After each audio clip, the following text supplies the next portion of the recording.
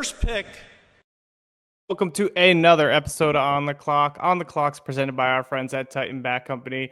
If you're looking for the highest quality handcrafted wood bats in the game, Titan Bats has you covered with premium maple, ash, and birch game bats in 10 different models and colors to fit your swinging style. As you're gearing up for the spring season, Titan Bats is the perfect option for your next wood bat.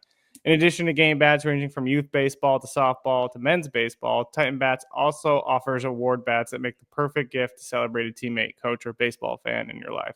Check them out at titanbats.com and use the code JB15 for 15% off your first order. We'll also be having a little Titan Bats torpedo bat giveaway coming here soon, so be on the lookout for that. It is Thursday, May 8th. We're running a bit behind again this week, but got a lot of college baseball news to get into. We got the whole crew here today. We got Tyler, Jason, Will. Should we get into the top 25 first to get it started here? We'll probably start with your team here, Jason, with Arkansas sweeping Texas, moving into the number one spot in our top 25 rank. Jason, I know on your rankings that you had them, I believe, second behind Texas? We have them second. Yeah. And I think there's a very big argument there to keep Texas number one, but kind of talk a little bit about what had Texas won for you and kind of where your thoughts are on Arkansas right now. Yeah, I think this one was a little bit, I think if you were to be sitting back and you just looked at the final score, you would say, wow, Arkansas dominated. Yeah. And they did in a few facets, but I think also they kind of just took advantage of what Texas wasn't doing. Texas walked a ton of guys. I think they had like 8 hit batters as well. It was just one of those series where every time it felt like Texas was getting a little bit of momentum, it's like walk, bomb, walk, hit by pitch, bomb. It's great to see for Arkansas because I think they had like 5 different guys hit home runs. I think they had 5 or 6 homers on Sunday. They had quite a few. I know there was a lefty off of was it Volantis? Who is the Texas ace, the left-handed pitcher? So that was like his first like lefty bomb of the year. I think he's given up. That was Davalin who got that one. Mm-hmm. So I mean, they had some really big swings, but there was one point where I think they had 6 runs, 5 hits, and 4 home runs. So it was just one of those things where it felt like Arkansas's offense was like pretty sputtered, but they got a lot of big hits. It was really good to see Gage Wood. Wood looked very good on Saturday. Yeah. His numbers, he keeps spiking up a little bit in his pitch count. So his shoulder looks like it's getting back. He was throwing like 98, 99. I mean, he was almost touching 100. So he was really bringing it. He's still, I would say, an 80, 85% fastball guy. I'm interested to see what he looks like when he gets to like that second or third time through the lineup, because that first time through the lineup, that fastball like stays on plane so much, just like a really high efficiency fastball, a ton of swing and miss on the fastball. But then you start to get like second, third time around and guys start to hit a bomb. So like one of his last innings, he gave up a home run on like a 2-1 or a 3-1 fastball where he tried to go back to the cookie jar and got drilled over the left field fence. So I mean that's good to see. Wow. And the pitching was good. The pitching route was phenomenal. I think probably his best start of his career, regardless of school. We had him as the number 2 pitcher of the week. So I mean, I honestly, it was, if you were looking at it from top to bottom, where like they really responded well. But I also think there's a little bit of a sign of Texas gave them quite a bit. So I don't think you see that outcome and say like, yeah, this is like Arkansas, like they're going to dominate. I think you have to take a little bit of, okay, well, if they don't get 25 free bases in a weekend, like, are they going to put up that some kind of offensive output? Yeah, and I mean, I think we kind of struggled with the rankings too. I think most of us put Arkansas at 1, but it's like every team has stumbled this year, right? Like every single team, and whether it's in the SEC, ACC. But if you look at Texas's, they've only lost 1 series, in that 1 series to Arkansas, where I think Arkansas has lost 2 series this year, right? Florida and what was the other one? 3. Georgia. They lost 3 in a row. That's right. Yeah. So it's like, when you look at it, it feels like Texas should probably be the number 1, looking at kind of power rankings and things like that. Will, what are your thoughts on this? Yeah, I also went with Arkansas as my number 1. To me, it just felt like perfect storm kind of thing. Texas hasn't really gone on the road and played anybody super tough in the SEC yet, and that's not a slight to them. It's just how their schedule ended up playing out. They went to Mississippi State at a time where Mississippi State was playing some really poor baseball. They went to Kentucky, and we saw them stumble in that second game where they lost in 14 or 15 innings. And then you have to go into Arkansas, where it felt like Arkansas was backed into a corner and desperately needed a couple of wins, and they came out firing from the get-go. I was super impressed just from the start. Obviously, Zach Root shoved on Friday, but their approach against Ruben Riojas, who stepped into that Friday night role, was so impressive. And what Max Weiner has been able to do really well is have guys lean into their best pitches.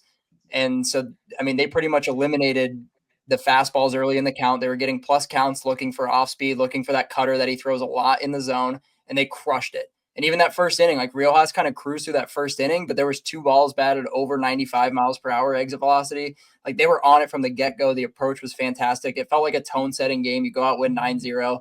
And quite frankly, Sunday, just kind of a bandbox barn burner kind of game. That's kind of what you're going to get on Sundays right now. It seems like a lot of teams are kind of rolling with by committee on Sundays.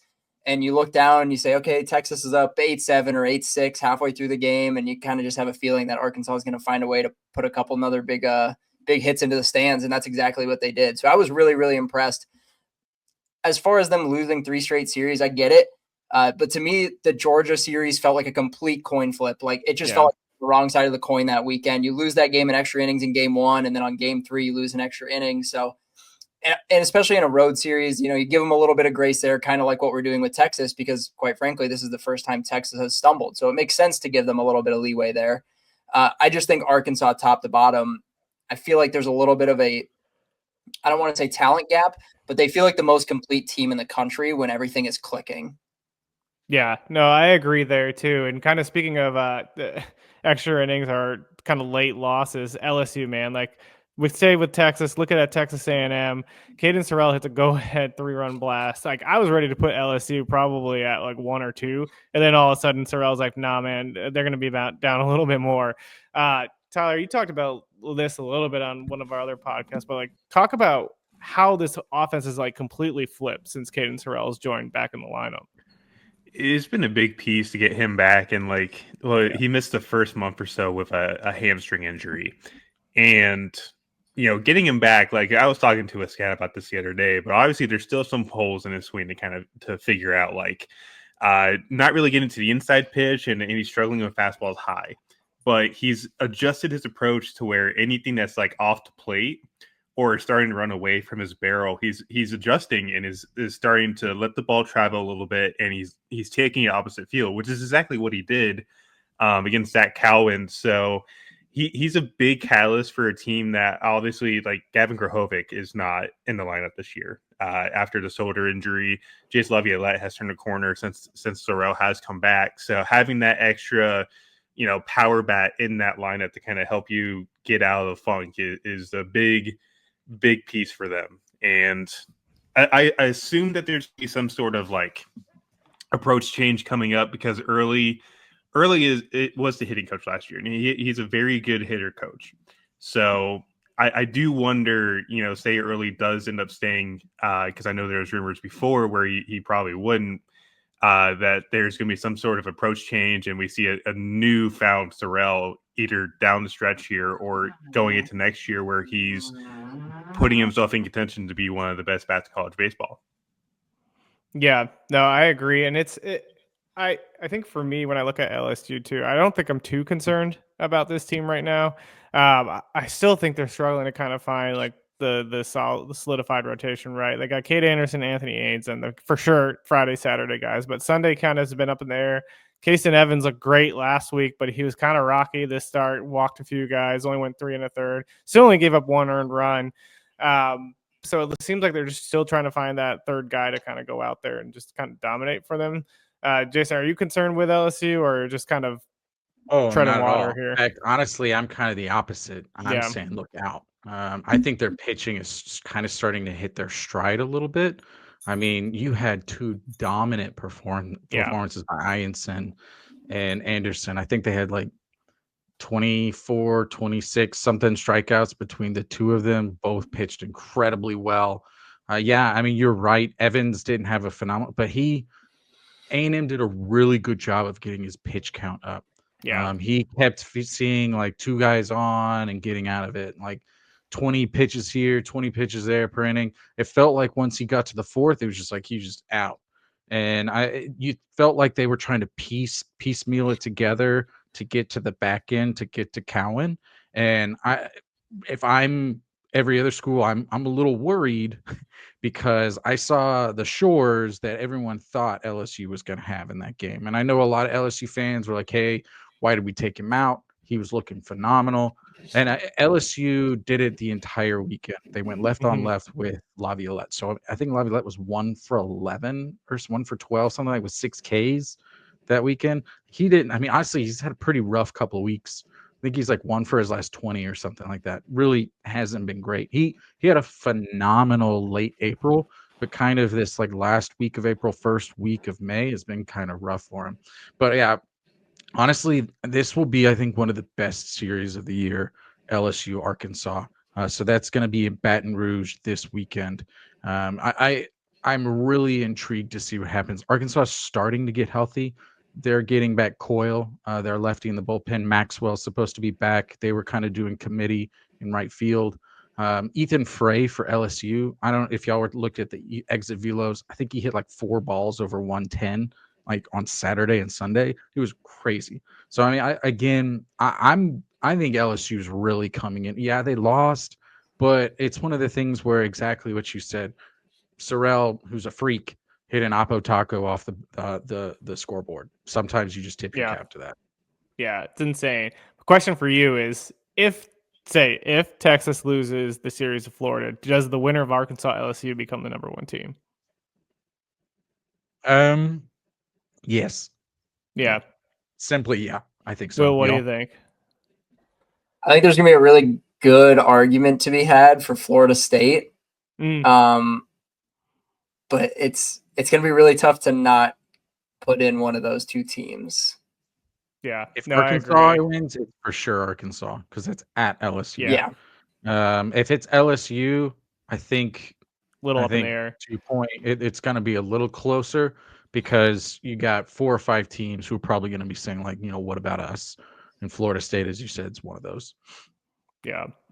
Last SEC series I want to dive into is Auburn and Tennessee. This seemed to be like a chippy series too. Auburn winds up kind of unraveling Tennessee in this one. Had weather delays that led to a doubleheader. I think Doyle came out in the second with the delay in like the 10th or 11th inning. They end up losing that game in walk-off fashion. But it's what are your thoughts on this Auburn team, Tyler? I still have some hesitations with it because of the pitching staff here and there. I think the bats are really good, but what is your sense on Auburn? Auburn, I think, is a fascinating case to kind of dive into because this was a team that last year wasn't good. I don't think they made it to Hoover, which wouldn't happen this year, obviously, with the format that they have now. But I mean, this is a team that has basically taken it to the powerhouses of the conference and has performed well. Like they beat Vanderbilt at they were at Auburn. My bad. Beat Kentucky. They did get swept by Georgia I think it was at Georgia too, which is like their biggest kind of slip up a little bit. But then they beat Alabama at home. They swept LSU at home, which I think is probably the loudest statement on their resume. Yeah. And like it's just a very fascinating team to kind of dive into. They've moved Cam Tilley into a rotation spot now, which I think has been long overdue. I think he's been there's times where he can get out of funk with his command, but I think he's a guy that, just speaking on like the draft front, is somebody that could go from a reliever to starter role. And now they're kind of letting him start. I think that's a good thing to have. And then you look at the lineup, like some of the freshmen in there, Bub Terrell has been kind of a freak of nature. Christopher Rimbert has been another one that's been really good. And like some of the guys that they pulled in, like Lucas Steele has come up with big moments, and Ike Irish has just been on an absolute tear recently. I think what was it? He took Liam Doyle deep on like a line drive opposite field shot in the rain on what, Thursday or Friday night? I can't remember. Is that the one that everyone thought hit the upper end of the wall? Was that the controversial home run? It may have been that one. but there was like Ike Irish has really just become the player we thought he was. That we thought he would be. He's been terrorizing the baseball for the past few weeks, and I think personally, like I think even a couple of times he's been given the starting catcher role, which is an interesting development. So Yeah. I really do enjoy this Auburn team. I think there's pieces. I think they definitely will be hosting, especially if they end the season on a high note. Like I think they get South Carolina at home this weekend, and then they go to Ole Miss. So, South Carolina, as much as I hate to say it, it looks like a series sweep. At least from this chair, I'm prepared to be wrong. But also that Ole Miss series has a chance to be a really high octane series to end the year before you go to Hoover. Yeah. No, the other thing I want to talk about too is kind of Tennessee has been pretty much struggling, right? They lost the series to A&M. They win the series against Ole Miss, but then lose a series to Kentucky, lose a series to LSU, then they lose a series to Auburn. Like, how worried are we about this Tennessee squad? I'll probably kick it off to you. Yeah, it's really interesting because you look at kind of what it's been, and a lot of the times they've been winning on Friday when Doyle's on the mound, and then they go out and they drop Saturday and kind of a weird one. And then Sunday, they haven't really had that established Sunday starter over the last couple of weeks. And I don't want to say that they're punting that Sunday game, but that's kind of what it feels like. It's like, we're going to throw a bunch of guys and we're going to see what happens. And it's kind of bit them in the butt, especially when all these series have been 1-1 going into Sunday. You get 10 run by LSU, you lose by 6 to Kentucky. You did get the one at Ole Miss for that series win, which was big, but Texas A&M took it to you in that doubleheader and you got 10 run. I still am not overly worried about this team. There's just too much talent to press the panic button. It's just that Sunday roll for me. It's a really big question mark every time I watch this team. And at this point, I'm starting to question if the offense is what we thought it was 30 games into the season, and for a team that started out, whatever it was, 20-0, 30-0, it's hard to continue to do that when you hit SEC play. And yeah, Tennessee, they took that tournament in Houston. They looked really good. They played some really tough teams and walked away with wins. Like they walked away with a win against Arizona when they were down there. But other than that, their non-conference schedule was pretty unimpressive across the board. So it's easy to kind of inflate the stats a little bit, feel good about yourselves early in the season. And then you get into the gauntlet of SEC play and, man, it gets really tough. And when you're losing home series to a team like Kentucky, and I know it's a rivalry, so there's a little bit of an extra wrinkle to it, but you lost at home against A&M. You lost at home against Kentucky. And you got Vandy next week at home. And I know Vandy isn't known for being great on the road, but that's still not going to be an easy series for them. And if we end up in this kind of 1-1 through Saturday, Sunday's kind of going to – I just feel like it's going to be a similar story right now. Yeah, and I feel like the sense I got from watching this series too, the bullpen just doesn't feel strong. And I think part of it's to your point of like they have to throw everybody on Sunday, right? And like they don't have the guys that they can just kind of go to on Friday and Saturday, and it makes the bullpen feel like it's weaker. Yeah, I have 2 comments on this one. One, what happened to Gavin Keelan? I think he had like a 300 OPS over this weekend. I think he was like 2 for 13, somewhere in that ballpark. And then, as you just said, what do they do with bullpen arm like 3 through 6? 1 and 2, we know who it are. It's going to be Franklin. It's going to be Snead. After you do that, what do you have? Honestly, this team feels like they'd be really good in a super, but I think they would struggle in a regional and that initial Omaha format. Because if they lose one of those first 2 games and they're having to come out of the losers bracket, I don't know if they have the pitching depth to get out of it. And I also don't know if they have the crazy bats that they still have bats. Don't get me wrong, but they're also struggling a little bit. You had Fisher had a pretty good weekend. I think he was like 4 hits or something like that. Peebles was pretty good. But again, it's one of the things, it's like let's just say if they get off schedule, I don't think they have the pitching this year to get back on schedule, if that makes sense. Yeah, and I think the one that you mentioned, Gavin Keelan, but the other guy that kind of concerns me too is Dean Curley. Like he slashed in 245, I think 351, 370. What's that? That was it. 1 hit. Yeah. That's it. Yeah, he's not hitting well in SEC play at all. He's down to a 245 batting average. He's got 3 home runs, 13 RBIs, but he's just not producing at the levels he was in non-conference play. Tyler, for you, what have you kind of seen in Curley that's kind of just turned around in his game this year?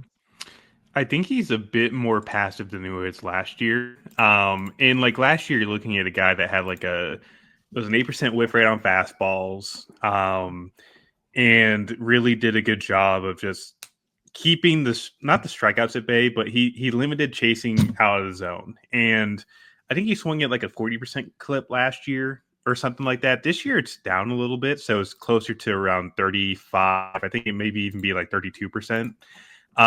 Which isn't great because the way that kind of works for me, like bringing up Nick Kurtz as an example, I thought Kurtz was going to struggle a little bit in pro ball because of the fact that he's a bit too passive. And if guys are able to flip in strike 1, strike 2, you're now facing a 0-2 count, 2 pitches in, and you're having to fight off their best stuff. And I think that's kind of the case with Curley as well, where the bat the ball has kind of regressed just a little bit, and it doesn't take much to really be thrown off your game. And I think his fastball whiff rate is doubled to this year. I think it's 16%. He's not chasing as much as what he was a year ago, but he's having more issues with changeups, which I thought was really weird because he did a really good job of handling them last year. But I think it's a mix of he's not finding that balance where he needs to be aggressive on pitches in the zone or at least close. But also it feels like he's just being way too passive for me. And I think that's got to change a little bit. Like, I do think he's still, one of the best bats in their lineup, if not the country. And for me, still a first rounder, but it's the warts that are kind of showing up a little bit that you don't recognize immediately in terms of like, he's letting the pitchers get to their best weapons so quickly that it's a big struggle for him. And I know there was some calls that didn't go his way this past weekend, like strike 2 and strike 3 were called like 6 inches off the plate. But like, yeah, you still got to fend those off, man. Yeah. I just don't feel like he's been doing that. Pony's still out there doing cartwheels in the middle of the infield, trying to let the umps know. He forgot to hit the B button like Elliot Avid did back in 2016. Yeah. Like one guy I do want to talk about, maybe Tyler, you can speak on it. Sam Dutton, Auburn. This is a guy. When he left LSU, I think a lot of LSU fans were being like, "Oh, well, that's okay. We've got He's been phenomenal." I don't know from like a pro prospect, like where is he starting to sit? Because I think he had like a sub-1 FIP this weekend versus a very talented Tennessee in a bounce house. Like, what's his prospects starting to look like from a draft perspective? I think for him, it's more of he's a college performer that has put together a string of really good starts and is going to get paid in some fashion. I'm not too sure where to put him just yet. I think he's a guy that is a senior or is on the older side of the class. So he's a bit limited in terms of leverage, but it's true. Pitchability, there's a ton of pitchability there. He has the velocity. He's able to flip in the curveball, go to a slider cutter, and then throw in a changeup. So he's really good with sequencing his pitches. He's really good with commanding the zone. I think it's like a set 68 or 69% strike percentage as of right now. And guys are just simply not hitting him. And that's just a recipe for success. This is a guy that, as you mentioned, like the LSU fans were just like, we'll be fine without him. But he's really turned into a weekend rotation stalwart for the Auburn Tigers. And I think this weekend they're moving him back a day to give him a bit more rest. But I still feel like this is a guy that come draft day, he's like a money saver for a team that's going to be, paying high for a high schooler. That makes sense. So, yeah, we'll see what happens. He's a tough one to kind of figure out. Like most of these seniors are really tough. And trying to figure out like recent draft strategies where guys do start taking like for example, Charlie Bielenson was a top 5 rounder last year. I think I didn't have him in like the top 10 rounds because of the fact that he was like 23 and had 3 degrees. So he's a fascinating case. We'll leave it at that. He's been phenomenal. I mean, he's become a bona fide ace for them.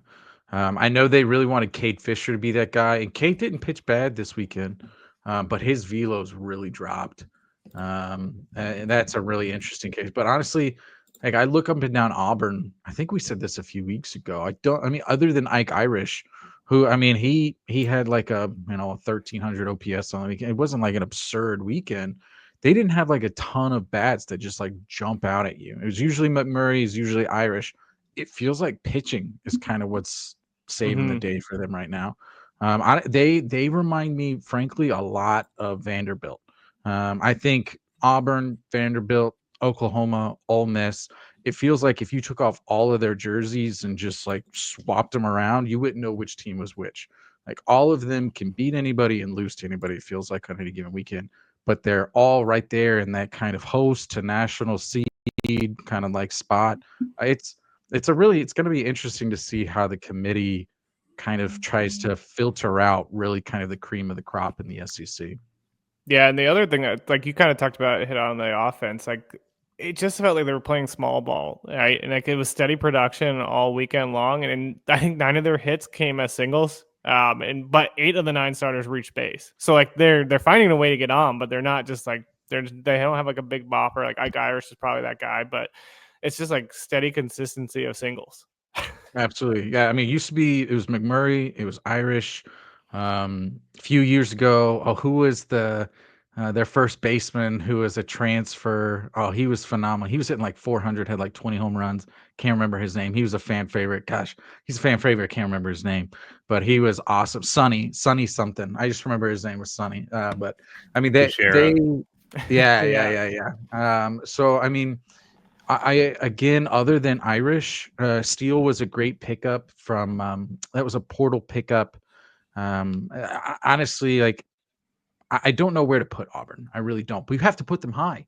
I was talking to an Auburn coach this weekend. I was like, I think you guys have it locked up for at minimum a host. If not, like they're getting close to a national seed lock. Like it's pretty wild. I think they're third in the RPI. Like, don't get me started on the RPI. I hate it, but whatever. But that's what the committee looks at. And so if the committee looks at it, like you have to focus on it.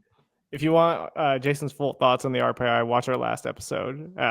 There's also a meme on his Twitter now, so check it out. You'll find out how much he loves the RPI. Very much. I want to move Oregon over to the State AC. is 7th. What's that? 7th now. Oregon State after their whopping 3-1 against Hawaii, where they had like a run differential of like +5.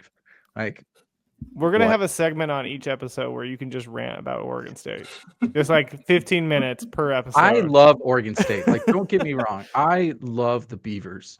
But I will say the fact that they've been able to just completely destroy the RPI honestly makes me happy, because it shows the NCAA like you can have a very subpar resume, but have a phenomenal RPI. Yeah. I want to move over into the ACC. Tyler, I'm going to start with you here because you said the ACC was going to be a better conference than the SEC. So we're going to start with you in this, but you need to explain to everybody why the ACC every week is just like another episode of who forgot they were good. Because I feel like that's all it is. Well, it's the fact that like Georgia Tech a couple weeks ago was the projected 1 seed going into the ACC tournament here in a couple weeks. Then they kind of just fell off the face of the earth. When they were ranked for us, they fell out of the top 25. They've really shown struggles over the past couple weeks. And then UNC has kind of been there. Florida State has also been there. Then NC State decides like, hey, we're good. And then they go to Miami this weekend, who Miami has been one of, if not the hottest team in the country. They were primed to sweep the Wolfpack this weekend. Yeah. And they would have if they got the game in Sunday, which unfortunately they couldn't because Mother Nature doesn't like college baseball. But, you know, it's a weird dynamic the ACC has where, like, there are good teams. Don't get me wrong. This is, I would want to say, like, it's a really competitive team. Like, Notre Dame has put stuff into postseason picture right now because they've won 10 of their last 12. Carson Tenney's hitting the ball like nobody's business the past few weeks. Their freshman group, I think Monty Taylor, talked about this in a little like write-up that I read today. Their freshman group has been really, really good. Mm-hmm. And the fact that they've had Rory Fox, they've had Jack Radell, who's been their 1-2 going into weekends, like that's a fascinating team that very much could be a postseason team now. But it's just like, who wants the ACC outright? I don't think any of them do. To Maybe be honest, Miami at this point. it might genuinely be Miami, and that would be huge because Miami's been like tormented by injury this year. Nick Robert is no longer pitching this year. He had TJ in March. Brian Walters, who was their Sunday guy, I do believe, to start the year, is now their closer, which is great for them because he's been fantastic in that role. And I think there's also been a few other guys like Daniel Cuvier's finally found his stride. There's two freshman arms. I think it's AJ Siskar and Tate Darius, who have been fantastic in the Saturday and Sunday role for Miami too. It's just a team that has found their stride perfectly. They've won their last 8 straight ACC games. It would have been 9 if they played fully on Sunday. And they're in prime position to make significant noise on the hosting line. Like, they get Virginia this week, and then I think Florida State, or no, they already played Florida State, but they get someone else the last week. I can't remember who it was, but that if they win the Virginia series, I think they're really putting themselves into a hosting contention. Yeah, I'm a big Griffin Hughes fan. I like him a lot. Yes. Yeah, I was going to touch on him a little bit. That guy's just been a steady presence in that rotation. I think he's got 3.6 ERA right now, 72 strikeouts and 66 innings pitched, and just like kind of has that leadership traits. I've seen a few interviews with him, man, and like he seems like a guy that's kind of a glue guy in the clubhouse, and just absolutely goes out and dominates on Friday nights for them, and it's just really impressive to watch. They're 29-18 overall now, ever since the 10 straight ACC wins. They're 12-3 in the last 15, 14-9 overall in ACC play. This team has just been super impressive. Will, what do you got on the Hurricanes? Yeah, it's been an insane turnaround. I mean, this is a team that we were starting to talk about coaching hot seat like a month and a half into the season. It was a really rough start to the year, and then all of a sudden in ACC fashion, pretty much the way that this whole season has gone for everybody in the ACC, they just amp it up, and all of a sudden they're I think they're 1 game out or 2 games out.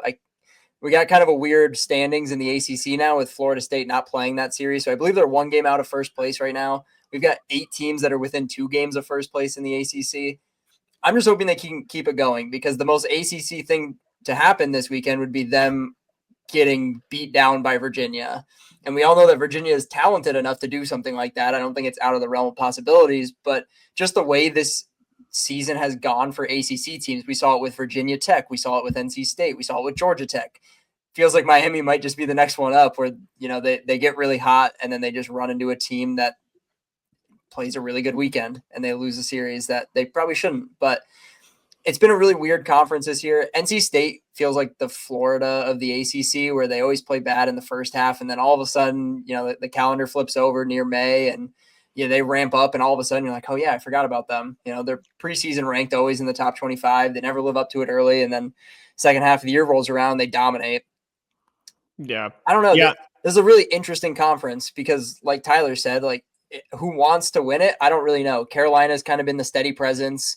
There's not a whole lot of thump in that lineup that gets me really excited, but we know that they play really, really sound baseball, and that can get you a pretty far way in this thing. And Florida State has all the talent in the world. It's just, can they continue to put it together?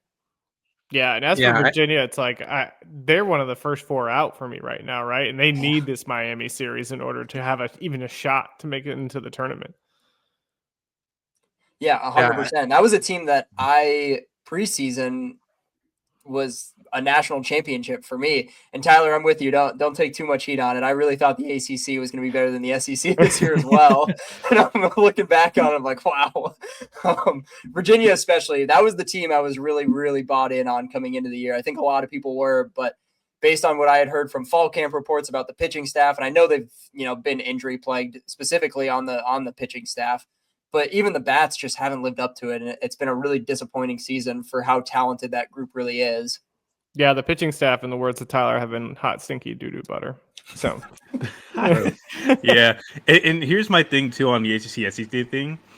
At least my conference doesn't have an 0-24 team in it. So I'm just going to put that out there. Yeah, free weekend for everybody in the SEC. Relax. So as a non-ACC, I mean, I'm an everybody. I love everyone. I honestly, I think, except for Oregon State in the RPI. I really like Oregon State. The conference, there's 2 weekend matchups that I'm most intrigued by. Obviously, Arkansas LSU, but also Duke Clemson. So Duke is 9-1 in their last 10. I think they're like a few games out of the first place of the ACC. I love the Duke coaching staff. That's something I'm a little biased on. They're phenomenal. Are they for real? Did they just kind of start to play the ACC teams that like everyone's beating up on? Like, who are they? Are they the top 10 team that a lot of people thought they were preseason? This is at Clemson. For me, this is kind of it feels like a fork in the road for both Clemson and Duke. So Clemson, I think, is like one of their last 6. Did they play a midweek this week? I can't remember, but they lost to 2 Coastal last night. They lost to Coastal, yeah. So they're one for their last 6. So they lost to Coastal, they lost 2 or 3 to Florida State, and they got swept by NC State. So Clemson's got a lot to play for. Duke has a lot to play for. I think this feels like one of those things of who's going to budge, because Duke really needs this for their NCAA tournament chances. And I mentioned this to some people, but it's like there's so much of a cluster between the ACC and the SEC. It's like, what happens to the Big 12 and the Big 10? Like, are they going to be like 2 to 3 bid leagues? Because you're just going to have this horde of individuals from both the SEC and the ACC. You've got like 24 schools. Like, what's going to happen? What's going to happen to the Sun Belt schools? Like, is it going to be like a 3 bid league when it probably should be like a 4 bid league? Like, it'll. I don't know. I don't know what's going to happen, but it feels like this cluster within the SEC and the ACC is bad news for mid majors, for the Big 12 and Big 10. Well, yeah, I mean, I've seen a lot of Big Ten baseball this year, and it's a shaky conference, right? Like, you had Nebraska was supposed to be really good, Indiana was supposed to be really good. They just haven't lived up to expectations. You got Iowa leading the conference. What's that? They beat Oregon State 2 or 3. They did do that. But like, you have Iowa, UCLA, Oregon, USC at the top of the Big Ten standings right now. It's like USC get bumped. They probably do if like everything kind of stays up in flux. Like. And then you only have 3 teams in potentially, but like I think the Big Ten's going to play out pretty over the next 2 weeks, because Iowa plays Oregon and then Iowa plays Oregon State. So we're going to find out if we're going to find out if Iowa is legit. We're going to find out if Oregon is legit, and we're going to see if Oregon State can get a few more quad 1 wins. Well, it's wild too. It's Michigan's won 8 straight now too. And they destroyed Ohio State. Did you see that? It was like 24-2 or like. Not even close. Honestly, that's one of the biggest surprises for me of the year. Campbell's pretty much entire coaching staff went to Ohio State. I thought they had a crazy schedule. So they always talk about the first 3 weekends. You have those round robin tournaments. Ohio State had a crazy schedule, and I was talking to some Ohio State coaches. And I was like, "What were you guys thinking?" They're like, "We didn't pick this schedule." I mean, I feel bad for them, but honestly, that's one of the biggest surprises for me is because they've struggled a lot. 3-21. I mean, I know they lost Cheese to Arkansas, their ace from the previous year. Yeah, it's not. And then, like, Maryland was a team I thought was going to be pretty good based on the lineup. But again, if you want to talk about hot stinky doo-doo butter pitching staff, they can hit, they can't pitch. The brothers are phenomenal. I think there's like. They have 4 games where both brothers have hit a bomb in the same game. Something like the most in NCAA history, something like that.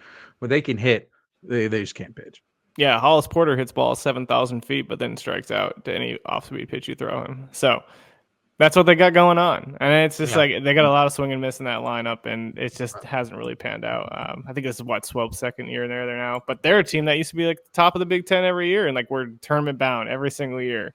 And they've just kind of fell off. So it's just been a hard conference this year. What else should we? I guess we should dive into Clemson, right? Some of the struggles there. Will, what have you kind of seen with this Clemson team? This is one of my favorite teams to talk about because for the longest time, it felt like they were winning and you couldn't really put your finger on why, because you look at the stats and nothing really jumps off the page, right? We know what Cam Canarella can do talent-wise, but the numbers aren't really there to back it up. He's hitting a little bit better, but he's still under that 300 mark. we know him as a speed guy, and he's not really trying to steal bases. He's 4 for 7 on the season, which is not like him. We saw him swipe a ton his freshman year. We wonder if there's still injury things going on there. But this lineup isn't overly impressive. Jaron Purify has been hitting really well. You've gotten some really big hits from Luke Gaffney, but he hasn't been as impactful as I thought he would be, at least for the body of work of the season. And then obviously you've got the best back end of the bullpen in the entire country. And you've got Aiden Knack, who's a fantastic Friday night guy, even though he's still kind of up towards that 5 ERA. But it's like, I've been calling it Clemson voodoo for a really long time this season. Like, you don't really understand what they do. They hang around in games until they strike, and that bullpen is really, really good at what they do. And, if they go down 5-3 in the fourth, they're going to hang around and find a way to tie that game up or win it. We even saw it again, even that last game against Florida State. That 20-9 score was a little bit deceiving because they were down 10-0. All of a sudden you look down and it's 11-7. You're like, Clemson's going to find a way to win this thing. And then Florida State blew the doors off of it, and that was it. And it's just something they've done all year.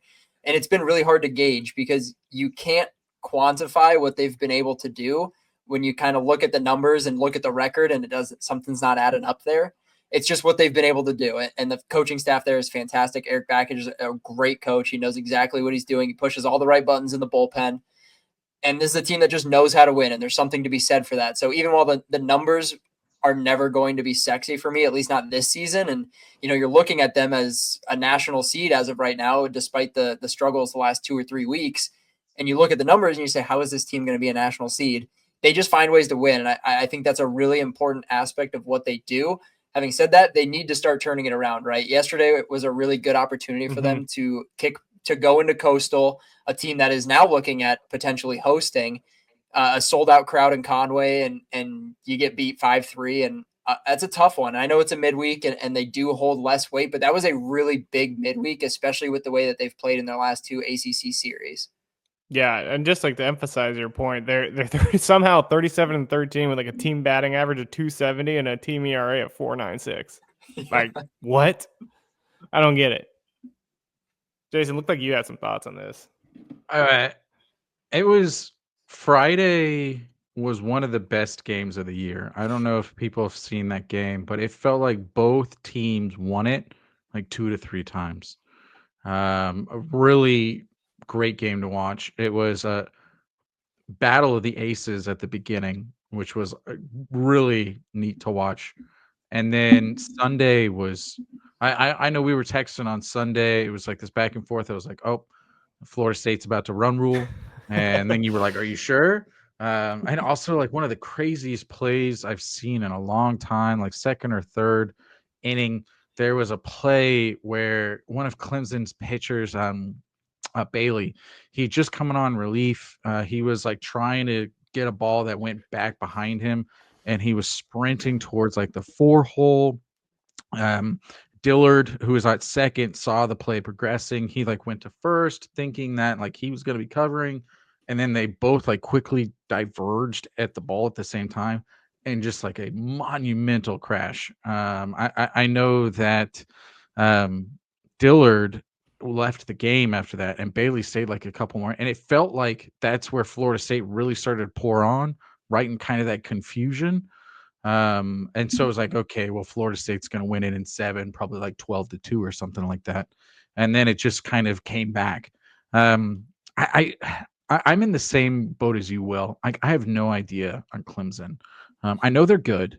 I know they had a great portal class. I think like one of those classes that you're like, hey, this should have been better. Like Listy, Gaffney, who else? Priest from Michigan, like really good portal class.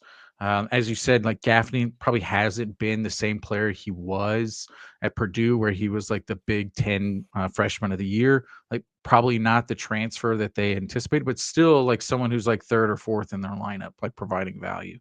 So they've got enough, I think, to make a run, but I think they also have enough holes to where they're one of those teams I would say like beyond upset watch on that first weekend.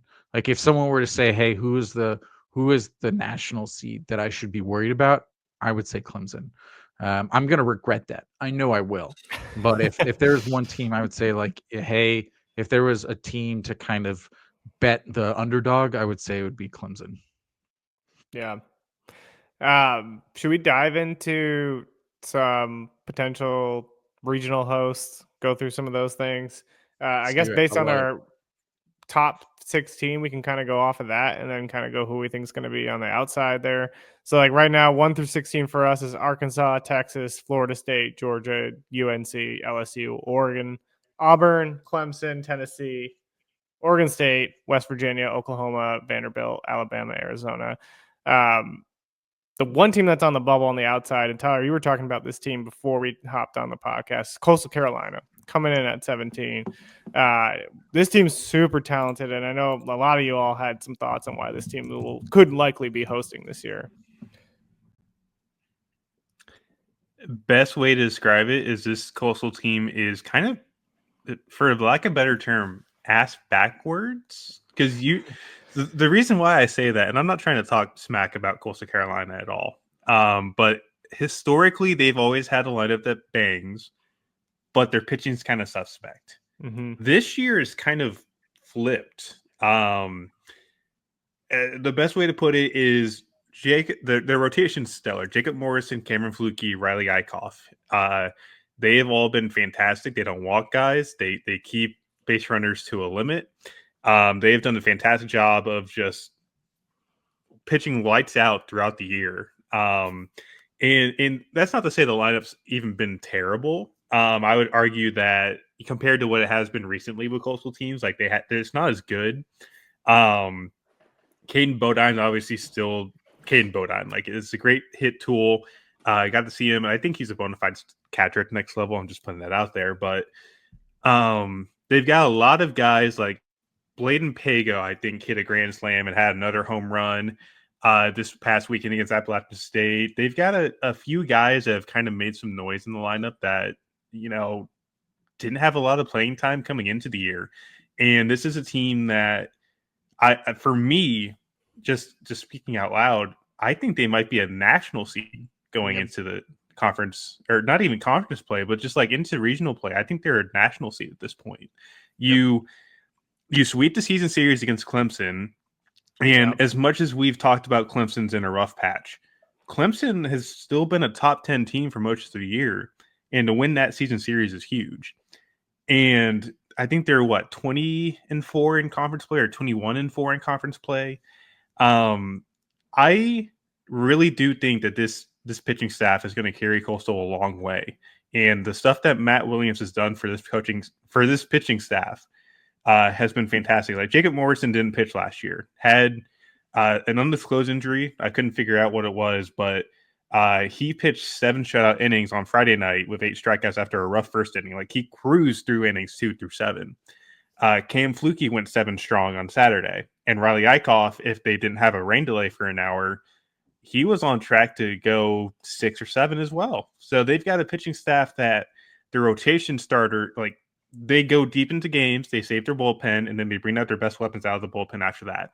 And it's just been a recipe for success for them this year. And I think that's the best way to put it. But again, it's an ass backwards team from what we're used to. It really is. Yeah. Well, if Coastal's in, then I guess the question, who's out of the top 16, right? And no, Jason can't be Oregon State, even though I know you think they deserve to be out of the top 16. It'll probably be an Oregon school. It'll probably be Oregon. Yeah. Yeah. I think they don't have the resume. And I also don't know if they have the opportunities. I think they'll have to sweep Iowa. My assumption is they probably have to win the Big Ten. It's one of those oddities where subjectively you look at Oregon, and even objectively you look at them, you say they're really good. Mason Novell legitimately could be the national player of the year, leading the nation in home runs. And these aren't just like right over the fence. These are legit bombs. But it's one of the things that they just don't have the resume. They're almost the exact opposite of Oregon State. Like, they've played well, but they have such like a large volume of Q3, Q4 games that even though they've played well, they're in like 20 to 25 RPI range. Where, I mean, again, you look at the committee, what do they look at? They look at the guy. So, and to Tyler's point, I think that's why Coastal's in there, because I think Coastal's like 10 to 12-ish, somewhere in that ballpark. And if the committee is showing one thing, it's they love to bring in like smaller schools. They like to have smaller schools host. There were 5,000 people at the Clemson Coastal game. Something tells me the Coastal AD, and they also knew what they were doing with that. They're like, hey, if you come here, we'll have people. Like, it's going to bring in money for you, NCAA. Because unfortunately, that's generally the bottom line for the NCAA. All they care about is money. So, I mean, they're going to, I think Coastal at a minimum is going to be hosting. But I do think it would be a great feather in their cap that they could be a national seed. To Tyler's point, their team OPS is only like 800. Like there's like slap hitters. They're sub 50th percentile in ISO. But Tyler, I want your opinion on Flukey, because I was watching him pitch and he feels like a legitimate like top 2 round guy, like upper 90s fastball, like 97 to 99 fastball. He's got a 63% whiff rate on his breaker, like crazy whiff rate. What are you seeing on Flukey? Like, he's a 26 guy, right? Mm-hmm. Yeah, and he's very interesting. Like, he was a guy that popped up late in 23, I believe, and he was on track to get significant sum of money. Like, he touched 99 as a senior in high school, and I don't know what the official reason was as to why he went to campus, but last year was a bit of like, he went through some ups and downs. Like, when I saw him against Louisiana, he just couldn't locate the fastball. He had command issues. This year just looks like a completely different animal. Like, you mentioned, he's been up to 97, 98. He's commanding the fastball a lot better. I think his strike rate on the fastball has jumped over 70% on the year. And while he's not missing a ton of bats with it, he's a big carry guy. So if he can start commanding the baseball, up in the zone, I think he's going to be fantastic on that, on the top rail. But the breaking ball you mentioned, man, that curveball, the vertical separation he gets from the fastball and the curveball is something like 35, 40 inches. And when we're talking about somebody that can toy with the vertical axis of a strike zone like that, I think the biggest example that I can recall, Justin Campbell, when he was at Oklahoma State, his draft eligible year, not a senior year, he was averaging like 40 inches just completely. Like, his fastball carry was over 20 inches. His curveball depth was about 20 inches as well. And granted, he hasn't had the greatest pro career yet. He's been injured a lot, but finding guys who can manipulate the vertical axis like that is fantastic. And I think moving forward, he's going to need more of a changeup or a slider. He's been mainly fastball, curveball throughout the year, and I think he's been primarily fastball too. But like you mentioned, this is a guy that could be a top 2 round guy next year, and I fully believe I wouldn't be shocked if he's at Team USA this year either. I really don't. He should be. I mean, you look at it, I think his curveball's only in zone like 20% of the time, and he still has it's one of the things. It's like, you tell the batter, spin on it. You spin on it, you're gonna be fine, and they just can't. Like, it clearly just something about that pitch, and maybe, as you said, it's that differentiation between its fastball. People just can't. They can't touch it, and they can't lay off of it. Yeah, I think it's the mix of that vertical difference and it's coming out of the same tunnel. Like, hitters think it's going to be a high fastball, and then it just drops to the dirt. So it's the mix of those two, and I think going into next year, the priority will be working on that, like a third pitch to kind of help him out a little bit. But there's a lot of stuff that point towards this kid being a legitimate back end first rounder at this point. If the draft was today, I think he's firmly in that position. If he can find a changeup, look out, because if he can pair some sort of arm side run sub like 8 to 10 mile per hour with that fastball, look out. Good for Coastal. They have him again next year too. Yeah. I guess we can kind of wrap up with going into teams that everybody kind of feels needs to have a little bit. They need to see more from them to feel comfortable putting them in the field. 64. So, Will, for you, who's the one team kind of like on the outside looking in for the playoffs? That is a really good question. I still think it's Virginia. Like you mentioned, they're in your last 4 out or whatever. I think they are the definition of a bubble team as we stand today because we know what they're capable of. They're going to have to make some noise down the stretch. They have a really good opportunity against Miami this weekend. They're going to need some help in the standings as well. They're going to have to rattle off a couple of games in the ACC tournament, I think, to have an actual shot. And quite honestly, I think that's a really good setting for them because this feels like a wide open ACC. And if there's going to be a run to be had, this is a team that's probably going to do it, especially in the tournament, because they're going to be, I mean, as we stand today, they're a 9 seed and they're going to have to play a couple extra games, but that actually helps them. Like that would be big for them to go on a run, get to the championship game, especially if they come out of a series victory against Miami. We might actually see them sneak in. And if some guys can start to, get a little bit more healthy, if the offense can start to produce the way that we know they actually can, this could be a really, really scary 3 seed for somebody to have to face. Yeah. I mean, I'm sticking in the state of Virginia too, and I'm picking Virginia Tech on this one. I think they've had some big wins throughout this year, but now they're down to 27-22, 11-16 in conference. They're on a 6-game losing streak. Their RPI, Jason's favorite thing, has declined significantly, and they've just had missed opportunities in key series. Like they got swept by Florida State, they lost to Pittsburgh. Like it just hasn't been impressive, and they need a massive run, I think, to really have a shot or to win, like somehow win the ACC. Like they could do it. Not saying they can't at this point. Like anybody can win the ACC. But I think that's a team that I'd want to see a lot more from in order to see them in the kind of final field of 64. Jason, what about you? For me, Kansas State.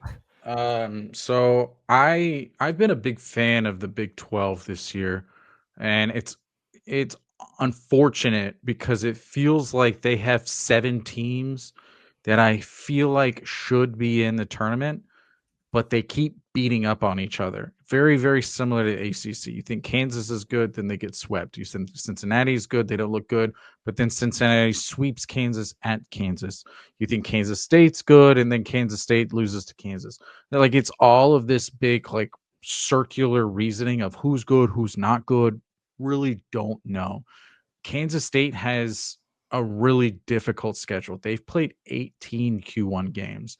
So again, while the RPI in itself is pretty broken, it's also pretty nice to say like, hey, who have you played within like a certain quadrant, like that top 60 teams? Mm-hmm. They played 18 games versus the top 60 teams. You look at Virginia's played 8. So Virginia by themselves, they're 13-15 versus Q1 through Q3. Like I just don't see Virginia getting in. Like I think Virginia would have to win the ACC tournament. I think their non-con is so bad that I legitimately think they have to win the tournament. Whereas Kansas State, they feel a lot to me like TCU of last year, where they've played well at times, they've played bad at times, they played a difficult schedule. But I mean they're 18 Q1. That's a lot. That's Duke, who we were previously, they played 9. So just to give you kind of a apples to apples comparison, so it's one of those things where I think the Big 12 has beat up on themselves so much that I don't think there's a clear delineation between like 1 through 7, and because there's not, I think they struggle with like that maybe 4th or 5th team in. Even if they get 6 in, that would be great. But I think this is also kind of one of those waterfall effects of the ACC and the SEC being a muddled mess. Is instead of 7 Big 12 teams getting in, are you only getting 5? Are you getting 4? And then how do you differentiate? Like, are you going to have another TCU mess where they should have been in, but they didn't? I think it's the back-to-back years. That's TCU won't. TCU is no. TCU is legit. They're 14th in the RPI. Again, I keep referencing RPI because that's the only thing the committee seems like they care about. But TCU is really good. They're 15-9 in the Big 12. They're good. They're fine. In fact, they're probably they're pushing to host right now. Yeah, they're not even on the bubble. Yeah, Tyler, wrap us up. Who's your team? Notre Dame. I'm in on the Fighting Irish, man. And we mentioned it earlier. Like this freshman group's really good for them. Bino Waters. There's a couple other guys that my mind is blanking on them right now, but having Jack Riddell, having Roy Fox is at 1-2 going into weekends right now. They've won 10 of the last 12, and they have a really big opportunity to kind of go into these last couple of weeks and make some noise. I'm pretty sure their last series in the ACC play will be Miami at home. And we've mentioned how big or how red hot Miami's been over the past few weeks. I think that might be the most underrated matchup in the entire country that weekend. I really do believe that, because these are two teams that, Miami's obviously now at this point a lock to make the tournament, but Notre Dame is essentially trying to push their way in after having a very rough start. So do I think Notre Dame eventually gets in? I think if they do win that series against Miami, I think they just need to win one game in Durham to kind of solidify their spot. However, if they only win one game against Miami, they have some work to do and have to go win at least two, if I had to guess, against a pretty solid ACC slate. And I think they're like the 11th seed too at this point if they started the tournament today. So they would get someone like Duke, who's been red hot, or they would get somebody like Louisville maybe. But they've already beaten Louisville in the past couple of weeks, so we'll see what happens. But I am very high on this Notre Dame squad right now. I really am. I love it. Jason, you had a thought on Notre Dame. Yeah. So, question for you, Tyler, is they play Bowling Green this weekend. So this is one of the weird things about the ACC. It feels like randomly some of these teams are just taking like weekends off. It's like the Heck had SEC that too. football in week like 12. It doesn't really make a lot of sense to me. And honestly, it kind of feels like it's hurting the conference a little bit. Like North Carolina, who did they play? Did they play anybody this weekend? Like, did they played like George May? Like, I can't Georgia even Tech remember who played they Western played. Carolina. Yeah, it was, and not only that, but they play like Bowling Green 2 games at home and then 1 game at Bowling Green. Like some of this like really odd thing. Like again, it doesn't really make sense to me. Because seeing the SEC who plays 30 games, we talk about the RPI, that's just cooking up their RPI, whereas this is going to bring down their RPI. They're playing 2 Q3, Q4 games. Like that's just not going to be good for them. And I don't know, maybe I don't know the history of this, but if you guys, if anyone does, like just speak on like kind of why it feels like late of the season they're just playing random games. So the biggest way that I can really put it is finals week. Okay. So that's the main reason why, like this past weekend, I think only 5 ACC series were actually like legitimate. So like NC State, Miami. I can't remember who Notre Dame played, but there's like 5 or 6 of them that had legitimate series, and then the rest were taking the week off to kind of like have finals week, get like a little break before the final 2 weeks of the season. And that's what Notre Dame is. I think they finish a little later than most schools. I could be mistaken on that. But that's the main factor as to why the schedule's like that. And like, well, I think Wake Forest played Gardner Webb, barely squeezed up 2 wins there. Duke played Radford and run ruled them both times. So that's basically the main reason as to why these games do exist is finals week. That makes sense. And I think even with Bowling Green too, like they're 17 and 10 in the MAC, and I think their IPI is like 115 or something. Yeah, So it's going to be Q3. It's going to be a bad game for them in terms of RPI. So like win or lose, their RPI is going to go down. Interesting.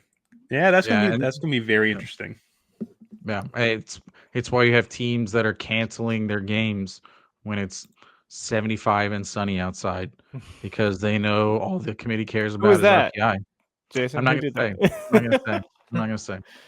I'm not going to say. It makes sense until the committee starts to show that they actually watch the games rather than just like going to Warren Nolan and seeing who's the top in the RPI. I think that's just you're going to continue to see more of these things. I mean, you can't tinfoil hat. You can't lose in the ACC if you don't play in the ACC, right? So hey, I I agree with you on Notre Dame. It's just, I mean, what are they? They've got like a somewhere in the 50s RPI, something like that. And so it's gonna go 50 exact, down. yeah. Yeah, and so now like it's gonna be at best like 55, 56 heading into the last weekend. Like, oof. I don't know. We'll see. Yeah. Well, that does it for us. Get into some final thoughts here. Jason, any final thoughts on your end? You know, not really. I feel like I want to say that the sport is in a really good place, and I think there's a lot of really good games, but I also have no idea who a lot of these teams are. We talked about like I don't know for the ACC. It kind of feels the same way for the SEC and like teams 3 through 10, the Big 12 teams 1 through 8. The Big Ten teams like 1 through 5. Every single, even Troy, even like Coastal, like it's like who is going to show up that weekend?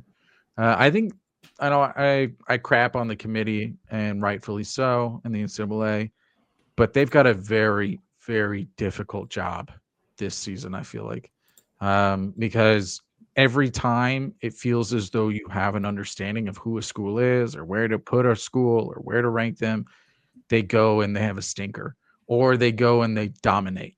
And Twitter's a fun place, but it feels like everyone is just kind of arguing in circles right now because they'll say, well, this team A is bad because they lost to team B.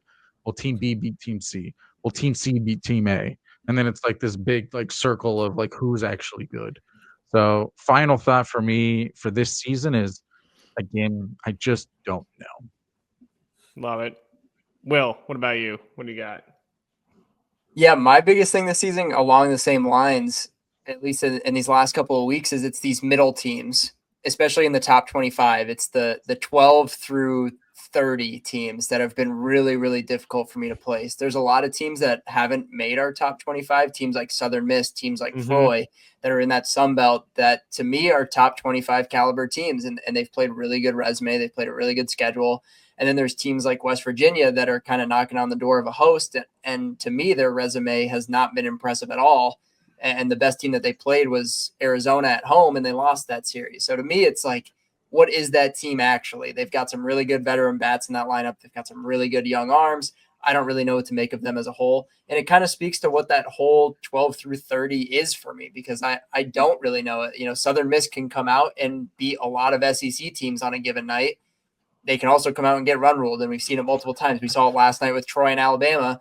Bama beat Troy in a 10 run rule. They smoked them yesterday. So it's just one of those things where it just feels like that's how this year has gone outside of, one or two teams. But it feels like nobody is unbeatable this year.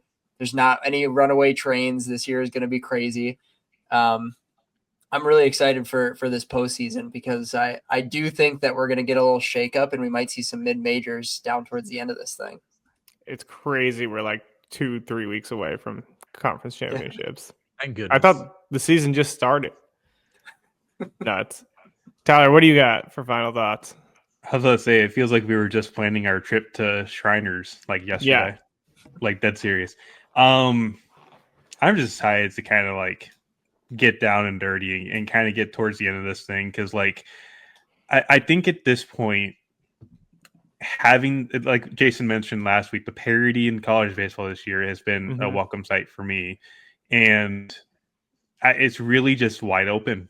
It really is, and I'm excited to see what happens. Just as like a fan of college baseball, but at the same time, like, now this is going to make my job more difficult trying to watch all these guys, and especially with the draft, like also wide open. yes, it might be more wide open than the college baseball championship this year. I'm not even going to lie with you. But like that's going to be a fun thing to kind of dive into as well over the next couple weeks.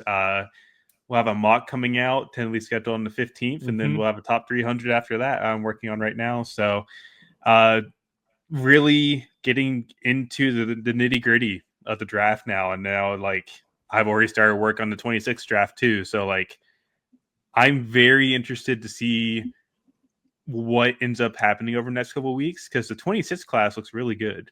And, hear me out. I know we've said the college back class this year is not very good.